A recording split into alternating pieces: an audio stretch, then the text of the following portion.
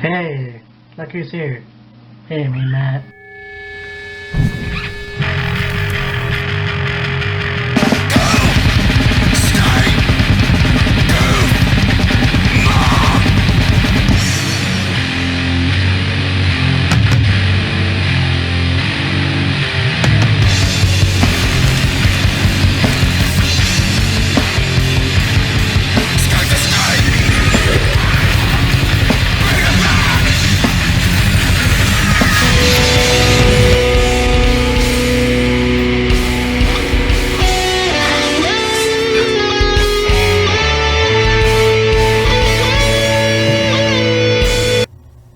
Yep. Slammiversary is in the books. Hell yeah. You know, I think that every year it outdoes itself. And it's very cool, you know. I think that this show definitely is interesting because you get surprises that you don't expect. And definitely last night there was some surprises that I didn't expect, and I'm sure a lot of you guys watching didn't expect it either. Now, I got this on the computer. I watched it on the wrestling thing, whatever, you know, and so I kind of watched a lot of the last two matches and caught up on some today, so yeah, from what I saw, it was a good show. And I think that Vince is probably kicking himself in the ass right now. Now, the rumors are true, obviously. Luke Gallows and Machine Gun Carl Anderson, the Good Brothers, are coming to Impact. Kind of thought they would show up at Slammiversary, but you know, it is what it is. So we had the first match, the return of the Motor City Machine Guns, Chris Sabin and Alex Shelley, who took on the Rascals of Zachary Went and Desmond Xavier. So this match was good too. Motor City Machine Guns still have it. They really do. I think these guys really proved themselves. Obviously, the Rascals are a little newer in Impact. But Motor City Machine Guns really took it to the limit. I mean, these guys, veterans all over, not just Impact, but Ring of Honor, Japan. But anyways, Motor City Machine Gun picked up the win, no surprise there. And later in the night, they had challenged the North, spoilers, on Tuesday for the Impact Tag Team Championships. So, yeah. Anyways, we had the old school rules match, or I guess hardcore match, because that's exactly what it was. For the World Heavyweight title. Don't know why they had to push that in the beginning of the show. Moose versus Tommy Dreamer. Now, this match was good. Moose dominated the first part, obviously. Tommy got a lot more offense in during the match. You had chairs, you had a lot of cool shit. You know, kendo sticks. You had Tommy coming out with a bag of thumbtacks.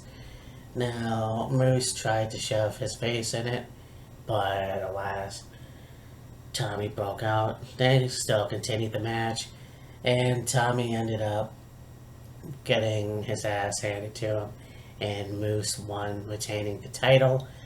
Kind of what I thought. Kind of what I think everyone thought. And, I mean, as much as I like Tommy Dreamer, I know that Moose is fresher, as opposed to, well, you know, Tommy Dreamer's been in the business for many, many, many years, and I think Moose definitely can have the strap a little bit more, so we'll see what other challengers this man can have. So you had the gauntlet match, which was a really good show. You had Aisha Edwards, Havoc, Johnny Bravo was dressed up as Taya, and Rosemary, Katie Forbes, Kiera Hogan, Kimberly, Nevaeh, Madison Rayne, of course.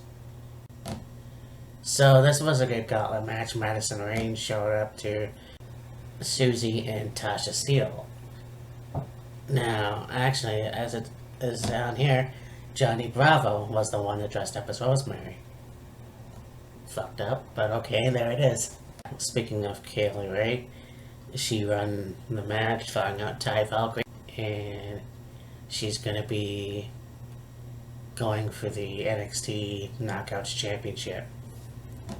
You got the X Division Championship, Chris B versus Willie Mack. This match was cool. Willie Mack really started the match. Chris B really, as well as, it's true, he's one of the best new wrestlers on Impact, you know, and he does remind me of ACH, you know, and I think that this is interesting to see where this is going to go for him.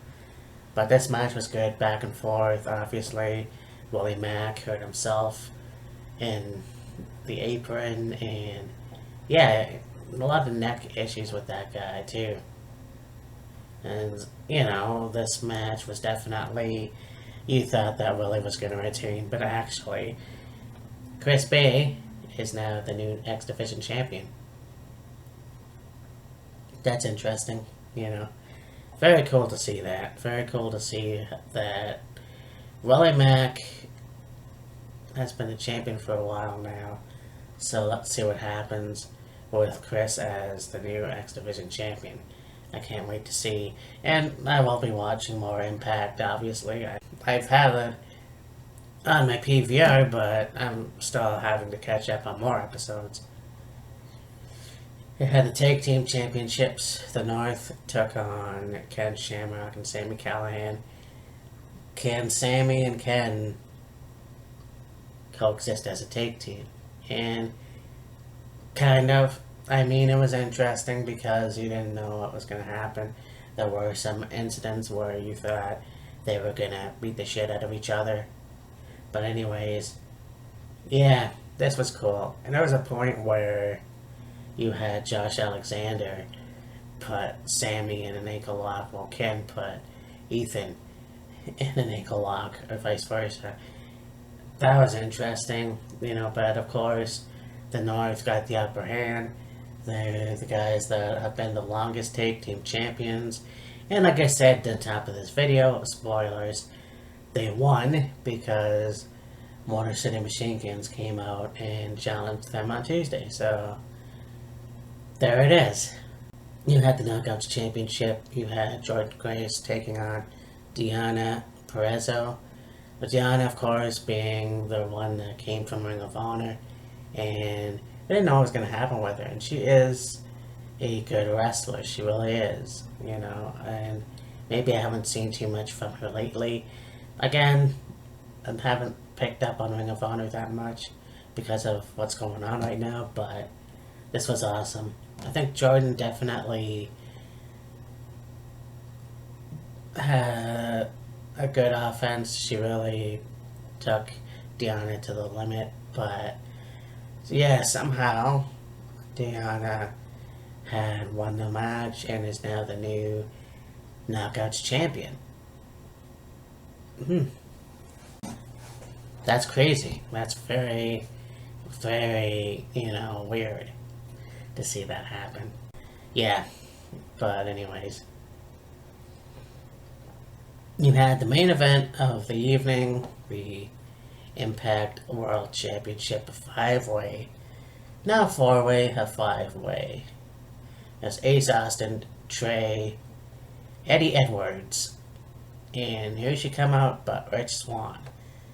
So Rich Swann comes out, and he has the crutches with him, and he throws them away, and he starts dancing. So obviously, you know, he was out for a few months, and he's back to normal, and hey, fantastic.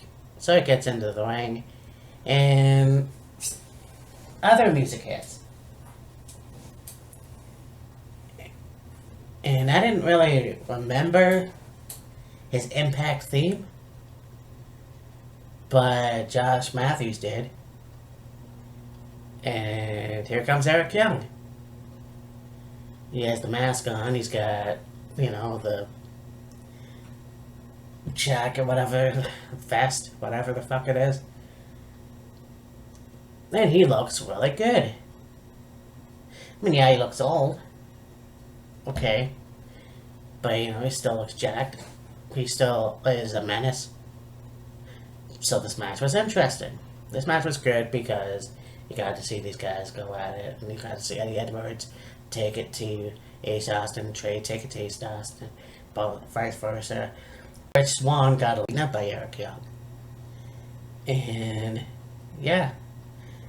He got the chair on him, and it was just interesting to see how you might see him put back on his shelf. Who knows?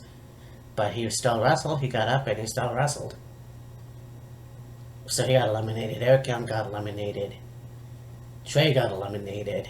And it was up to Ace and Eddie. And they had a really good match up to. But it wasn't without Eddie Edwards picking up the win to become the new Impact World Champion once again. So this match was really good. I really enjoyed it. And, I can't wait to see, I'm going to have to watch Impact a lot more. Because now Eric Young is back on Impact. But last night, I'm in my bed. And a fucking thought occurs to me.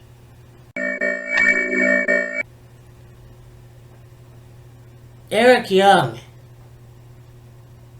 debuted on WWE TV, on NXT, with Madman Fulton, with Nikki Cross, with... I'm drawing a blank on the German dude. Sorry. Well, he's now on Imperium, but... The fuck happened? Because this is exactly the same treatment that Austin Aries got a few years prior. This was a guy who came in with... It was a good stable, and it got fucked over because they went their separate ways. Okay, fine. Okay, so... I just don't get it. Yeah, Nikki Cross is doing good for herself. She's gonna be in the match with Bayley tonight. That's great. Madman Fulton obviously made his way over on Impact. And yes, now he's actually back up with fucking Ace Austin. Why? I don't know. But, Eric Young had minimal matches. I don't even know how many, but there weren't too many matches on SmackDown. After he broke up with Sanity, he shaved his head, he looked like a shell of himself. I'm sorry, but that's what happened. He could have had a title shot. Intercontinental, US, I don't fucking care.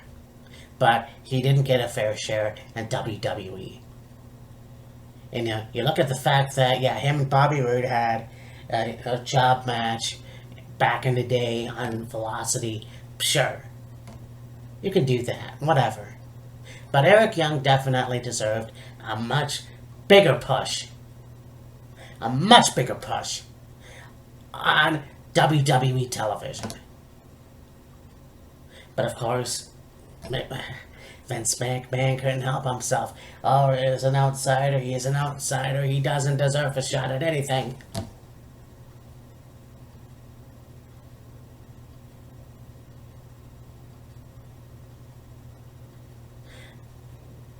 I hope that Bobby Roode comes back to WWE television. Because I know he's out, and he's been out for a while. And I hope for the fucking shot they do more with him, because he was United States champion. But I hope they do more with him. Otherwise, he might as well go back to Impact.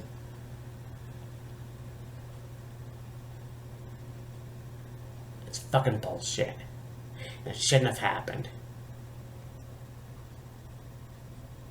And I really hope that he does better in this run than he did in his last run, because Eric Young should have been a champion in WWE, but he's obviously better off on Impact. It's a fucking disgrace, because and I'm glad that I got to see him in Peterborough when I did.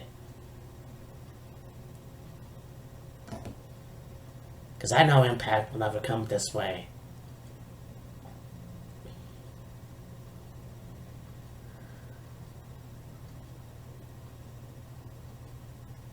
And the man is damn near 40. He's probably already in his 40s. Give this man a better fucking run, I swear. Because he should have had a match that he could have proved himself in WWE, but for some reason, nobody really believed in him, did they?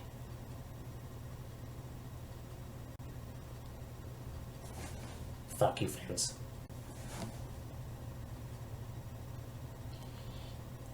Now, during the night, you actually had a surprise, another surprise. Heath Slater showed up. That's interesting news. Because we saw him on Raw a while ago.